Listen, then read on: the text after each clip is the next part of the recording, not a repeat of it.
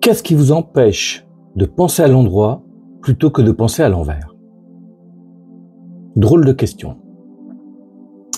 Mais je trouve qu'aujourd'hui, beaucoup d'entre vous me parlent de colère vis-à-vis d'un autre, parfois même de haine ou de méchanceté vis-à-vis d'un autre. Alors je vais vous dire, ce qui est étonnant, c'est que quand vous êtes rempli de cette colère, à qui elle fait du tort? À l'autre? Non, il s'en fout de l'autre. L'autre n'a pas cette colère. Et l'autre s'en fout de ce que vous ressentez. Donc cette colère, cette haine, ces émotions fortes n'affaiblissent que vous.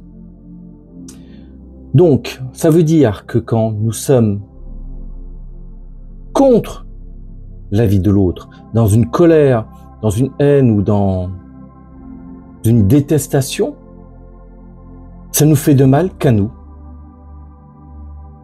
Alors, je ne dis pas que l'autre n'a pas fait quelque chose ou dit quelque chose qui vous a profondément blessé. Pas du tout. Mais avec un peu de temps, est-ce qu'il ne serait pas plus intéressant de se poser la question: qu'est-ce que veut dire cette colère? Pourquoi je suis en colère? Qu'est-ce qui me touche au plus profond de moi pour me mettre dans cette colère?